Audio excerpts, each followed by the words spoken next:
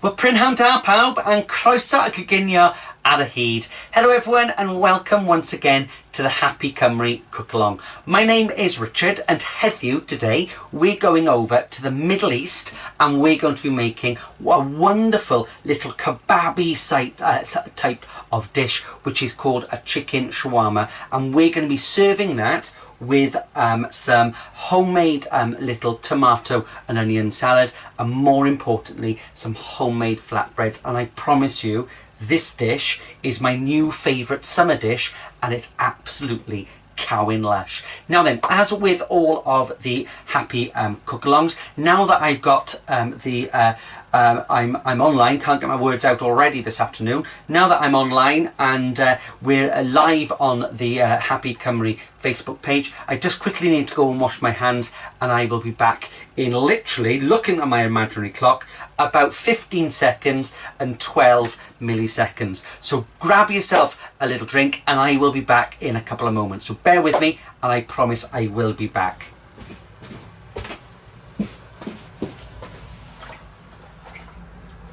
Well, prynhawn da pawb and croeso, welcome to the cook-along.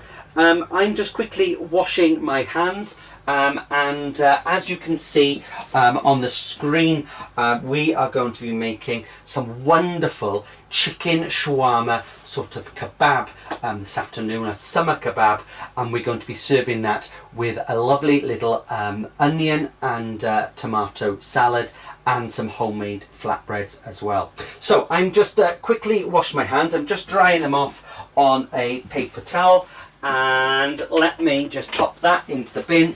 There we are. I'm sort of half back in the room, a little bit of antibacterial gel on my hands, and I'm now officially back in the room. So as with all of the cook-alongs, now that I've sorted out my hands, I can start off with the official part this afternoon, and it'll probably all go downhill from there, as you know, quite often it does. And I'm already starting waffling my words, so I do apologise this afternoon. I'm just very excited to be back here on the Happy Cymru Facebook page. So as I said, we're going to be making this wonderful little dish called a chicken shawarma, sort of kebabi, summer kebabi sort of recipe. A recipe that can easily be done on the barbecue because it's traditionally sort of spit roasted, but can easily be done in the oven, as I'm going to oven bake it today as well. So the first thing that we're going to do is we're going to make and marinate our chicken, and the shawarma comes from all the different flavours that we're using, and I'll talk more about those in a couple of moments. Now then, there's a couple of ways in which you can marinate your chicken. You can either do it in a bowl, or as I'm going to do it today, I'm going to do it just in a little plastic bag. This is one of those Ziploc bags. You can easily do it in a tie handle bag, whatever sort of plastic bag you have got. You can even, and I have done it before, done it in one of the sort of food waste bags, and that can then go straight into your food waste bin as well. But just for the purpose of today, so that you can see what's happening, I'm just going to pop that just in there like that. So the first thing is we have got our chicken. Now I've chosen to use skinless and boneless chicken thighs, and you want approximately 1 chicken thigh per portion. And the recipe card, and I've forgotten to put that up, so if I just pop my recipe card up just like that, there we go, it's just come up on the screen. You can see it's just there. You can see I'm using, the recipe says 4 sort of chicken thighs. I'm sort of doing a half recipe this afternoon, particularly with the chicken, right? And I've got, as I said, use skinless and boneless chicken thighs. You could use chicken breast. It would just be a little bit drier if you use chicken breast, because obviously the thigh meat has got a little bit more fat in it and it's a little bit more flavoursome and has got a bit more moisture in it as well. So, but whichever meat you use, I promise you it is absolutely delicious. So that my first job is just to get my chicken just into there, and let me pop that just underneath, and I'm quickly going to pop some anti-bac on my hands, and now we're ready to start adding the flavouring. So I'm just going to pull that down just as so, just for now. And I like to do it in a bowl or in a jug or something like that, so that you can sort of mix it in quite easily. The first thing, and as you can see on the recipe card, the first thing that we're going to do is we're going to add 1 dessert spoon of oil per person, right? I'm only using 2 chicken thighs just here, so I'm just going to use today just 2 spoonfuls, dessert spoons of oil. So I just got my dessert spoons of oil just going in like that, and a lot of the sort of oily sort of liquid will actually come off the chicken as it's cooking. So this is going to help to marinate it as well as cook it afterwards, because we don't need to add any extra sort of oil afterwards. Then I've got some lemon juice. Now, traditionally, they would use fresh lemons. They would use the zest of a lemon as well as the lemon juice. But lemons can be quite expensive. You can use the fresh lemon zest and lemon juice if you want to. But lemon juice concentrated is just as good. You're still going to have that lovely flavour. And that's about 30 pence. Whereas one lemon alone is between 35 and 40 pence, depending on where you're shopping at the moment, right? So we're always looking for cheaper alternatives. So I'm just going to add 2 spoonfuls just like that, and as the recipe cards you can see, it's 4 dessert spoons, 1 per person. So I'm just doing a 2 portion just here, so I got those just in there. So those are the 2 liquids that I'm going to add. Then I'm going to add my spices, okay? And for my spices, the first one that I've got just there is some paprika. You can either use just normal paprika, or you can use some smoked paprika. This is actually a combination half and half today, right? Because I ran out of normal paprika. So it's half smoked, half sort of sweet paprika, but really, really delicious sort of flavours. Then I've got some garam masala, which is basically a mixture of Indian spices. So not sort of traditional in the Middle East, but it's got cumin in there, it's got a little bit of ginger, it's got some nutmeg, it's got coriander, all the spices that they would actually use in the Middle East, but it's in one little pot, so you're not having to go out and buy lots of different other ones. I've also got a little bit of cinnamon, and I use that in apple crumbles and things like that, so I had that in the cupboard. The next one that I've got is some garlic granules. I've chosen to use garlic granules today because it's a lovely little store cupboard ingredient. You could use 2 fresh cloves of garlic, which you just grate or crush down, and I've got my trusty mixed herbs. Don't panic, we're going to pop on some parsley later, right? So all of that just goes into there just as so. So those are all my spices.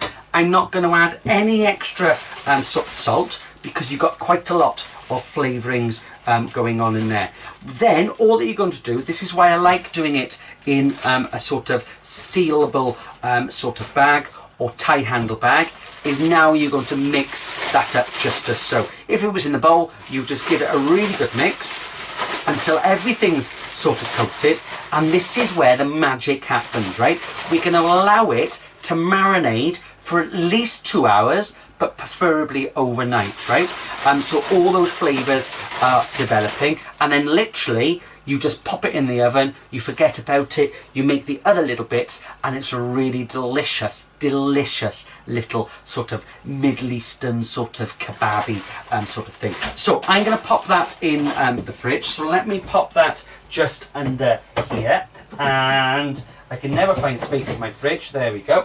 Okay, so let me go and quickly wash my hands, because in true sort of television style, you know I like saying this, here is one that I made earlier, right? So I'm just going to dry my hands on that for now, and this is one that I made earlier. I've already cooked one, but this chicken just here has been marinating overnight. So literally I'm just going to cook it in a little roasting tin. As I said, you don't have to add any sort of fat to it whatsoever. So you can see, if I take that off, I'm just going to leave it like that.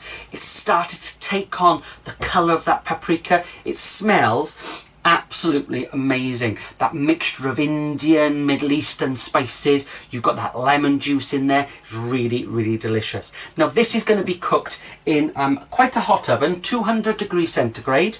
That's gas mark 6, for approximately sort of 35 to 40 minutes, depending on how quick your oven is. You want it to be nicely charred on top, and I promise you, when it comes out, you'll have the Bisto kids coming to the door of the kitchen, right? Because they'll go, what can I smell? It smells absolutely delicious, right? So I'm just going to pop that into my oven. I'm going to get rid of that one just there. A little bit of antibacterial gel on my hands. And as if by magic, here is one that I prepared sort of earlier. So you can see, as I said, it's shrunk down because all that moisture has come out of it, but it's still really, really sort of tender. You've got all those little bits of spices that were on top that were coating it have gone nice and crispy and golden brown, and it really does smell absolutely delicious. So that's our chicken, and we're going to serve the chicken later with on a bed of little salad leaves. So I'm just going to pop that just behind me, because to serve with our little chicken shawarma, we're going to be making a little salad as well as some flatbreads, right? So for our flatbreads, I know that I have shown you how to make these before, possibly when we were doing things like a curry, or we were doing healthier dips or something like that, but we're going to make them sort of larger sort of flatbreads, so they're the shape of a little wrap. And in actual fact, if you didn't want to make the flatbreads, you could easily use a packet of wraps, okay? But homemade flatbreads are the best thing in the whole wide world, right? So let me grab myself another little spoon. And all I've got just here, in actual fact, let me just remove that recipe card just there. There we go. And let me click that one again.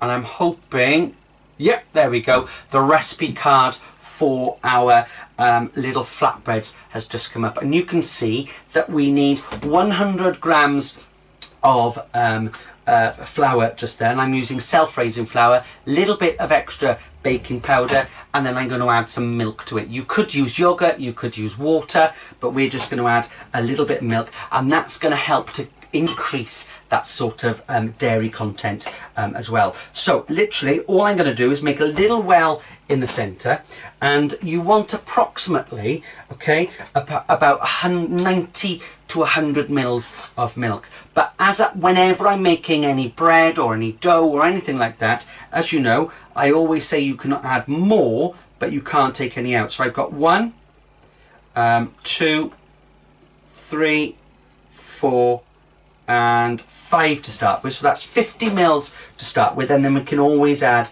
a little bit more if it needs it. You can see it sucked it all up, so I'm going to add a little bit more just here. So that's 1, 2, and 3. So that's 80 mils so far, and see how far we get. Yeah, you can see that I just need that 80 mils just there, just to start making that nice little dough, just as so, right? And you can see that it's a nice little dough. We've sort of cleaned the edge of our bowl just like that, and that is now ready to be turned into our little flatbread. So what we're going to be doing is, and again, these flatbreads can be made well in advance, and then you can just warm them up in the oven afterwards, or in the microwave, or however you want to do it, right? But let me just reduce the heat of my pan. I'm going to cook them in a frying pan. Now, those observant people watching today will know that this is a pancake pan, right? I wouldn't normally use this for making the flatbreads, but I like using it when I'm doing demonstrations, because then you're able to see what's going on, right? So I'm just reducing that heat. It's on a medium-ish sort of heat, medium to low sort of heat to start with, because you want it to cook approximately 1 to 1.5 minutes either side. So the next thing is I just need a little bit of extra flour, and let me just grab myself a little bit of flour. I always like to put it in a little pot because otherwise I get my hands in there and everything gets dirty, right? So this is the messiest part of today's session, but I've just got that little bit just on there. I'm going to pull that out, and believe it or not, that 100 gram mixture, just going to find the surface for this, running out of space, a 100 gram mixture will easily make 4 large sort of flatbreads, right? So I'm just going to cut it up with my useful little knife just there, So you've got those 4 even size pieces, and I'm going to pop those bits just there because I have got some that I made earlier. And literally I'm just going to bring the edge in so it's nice and smooth on top. I'm going to get rid of some of that flour, and then I just need to grab myself a little rolling pin, and then we're just going to roll that out just as so. Now if you haven't got a rolling pin in the house, don't panic, because you can easily use a can of beans, you can use a wine bottle, you could use lots of different things to roll out. If you haven't got any of those, you could just pat it out with your hands, right? Now the key when you're rolling out is to always roll, think of that pop group, always roll in one direction, right? Don't give it a little mix, right? In one direction, just like that, and then you can turn it, right? And that allows you to ensure that you're doing a circular shape, but also ensures that it's not sticking to that surface. Now then, what we're looking for is for it to be as thin as possible. The thickness, the thinner you can get it, the better it'll end up being, right? So I'm literally going to roll this out to about 1/5 of a millimetre, right? Perhaps not that thin, perhaps about 1 millimetre in thickness, right? I was getting a bit carried away then, but literally you can see how thin it is. That's still a little bit thick, right? Because when it goes on there, the baking powder will make it rise a little bit as well. So I'm literally just going to roll that out just as so, and you can see how thin that is, right? And literally doesn't matter what shape you make it, right? Because no one ever said that things had to be round, right? I'm not the greatest roller outer, if that's a word, and I certainly can't make circular shapes very easily, right? So that's already done. I'm going to worry about those other couple in a few moments, so I'm just going to pop that just underneath because I have got some that I made earlier. Now then, my pan is, as I said, a medium to low sort of heat. Once you roll them all out, just rub off any excess sort of flour. We're not going to add any extra oil. I'm just going to pop that on there, and what you'll find is as it starts to heat up, it'll start to bubble. Now I'm getting very excited. You probably can't see this on the screen, right? But there's lots of bubbles. In actual fact, if I hold that up to the screen, you should be able to see that there's lots of bubbles starting to form. That's the carbon dioxide being produced by the baking powder, right? So it's starting to bubble up. I find that bit very, very, very exciting, right? And we're going to cook it, as I said, for about a minute, 50 seconds to a minute on either side. It'll be nice and golden brown on one side. Turn it over, and then all these bubbles will become nicely charred, and I promise you it looks just like a really, really charred sort of wrap. So what I'm going to do is, just while that's cooking on that side, I'm just going to grab myself a little, and I spilt water all over the place, but I'm going to grab that just there. I'm going to quickly wipe over this surface just here, because those people who have seen these cook-alongs before, you'll know that I'm the messiest person. I've normally got flour all down me, so I'm always like to try and keep my area nice and clean. So I think that's probably nicely cooked on that side. As I said, it's on a low to medium sort of heat. I was going to toss it then. There we go. Okay. Ooh, did you see that? I'm tossing then. So you can see, I'm hoping in these lights that you can see it's nice and golden brown on that side. Don't worry if it's a little bit crispy at the moment, because we cover it in a tea towel. Then you can carry on making the others, and they sort of soften, and I promise you they're absolutely blasses yeah. So that's now cooking. I'm just quickly going to grab my cloth once again. I've rinsed it out, but I just want to wipe over this surface once again, just while that is has finishing off cooking, and then we can quickly make the salad, and I can show you this absolutely delicious little dish, right? So you can see that our flatbreads on the other side are now starting to sort of brown quite nicely. So I'm just going to turn my pan off now and just let that cook for another couple of moments. And then, as I said, here are some that I made earlier, right? So you can see that you've got those ones just there. They're nice and kept nice and warm because you covered them in that. More importantly, they're going to be nice and moist and pliable to turn into that sort of thing, right? So I'm just going to grab that one, pop that one on top, and leave that to warm just there. Now, as I said, if you didn't want to make the flatbreads, then you could easily use just wraps instead, right? So you've got that just there. So whenever you're making a kebab, right, it's all about layers, right? So we're going to add lots and lots of flavors. So we, as I said, we have got a little sort of tomato and onion salad that we're going to be serving with. We're going to be serving the chicken on some lettuce or some iceberg or some little gem lettuce, which I've already shredded, and then we're going to make this sort of shawarma sort of sauce, right, which is made traditionally made from yogurt and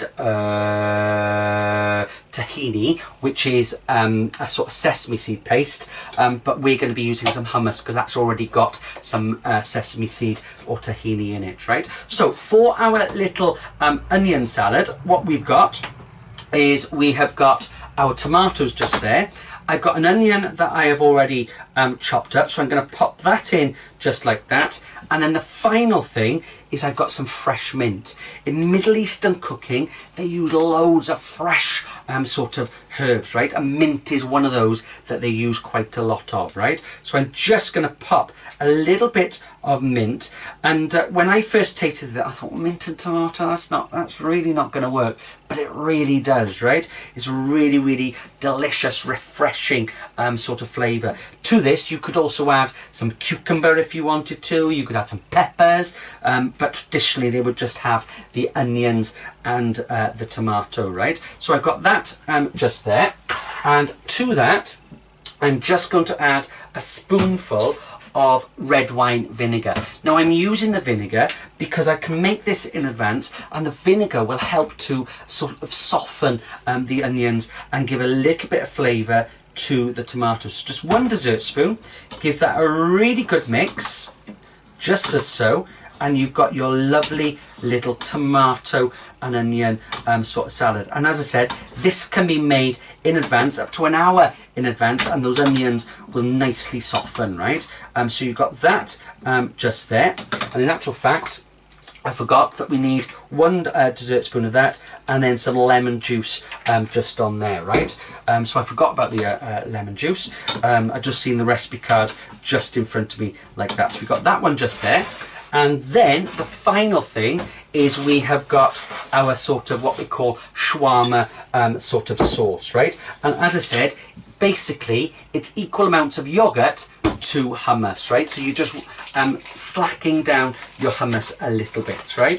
Traditionally, as I said, it would be made with a sort of tahini paste, but tahini paste you can't often find. You can find it in the bigger supermarkets, and just to buy a pot of it is quite expensive. You know, we're talking possibly £2 to £3, right? It does go a long way, and it does last quite a while, but it's just as easy to use some hummus. And obviously with hummus, you're getting the extra chickpeas in there as well, which means you're getting the extra protein. So I've got some low-fat sort of Greek style yogurt just here, so it's a thicker sort of yogurt as well.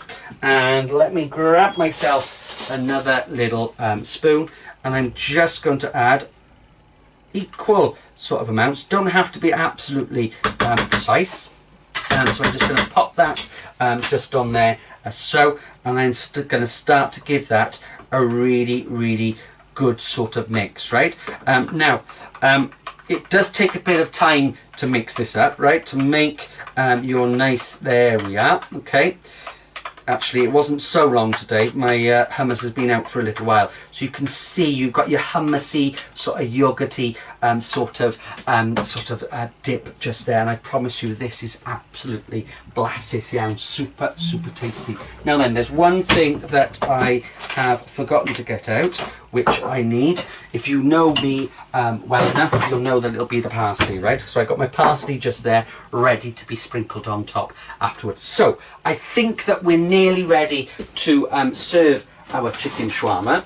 So I'm just going to get my little chopping board just there. I've got my chicken just here, and literally when I serve it at home, or when I serve it when we have friends coming over, and I've served this, as I said, this is my new favourite summer sort of recipe, right? What I often do is I serve the chicken in the centre of the table, right? And then you've got the salad bits all the way around. So I'm just going to pop my chicken or my salad rather, just on my plate, just like that. And that's been cooling now for a good, or resting rather, for a good 20 minutes. So you can see it's absolutely delicious, right? And all I'm going to do is I'm just going to cut it down just like that.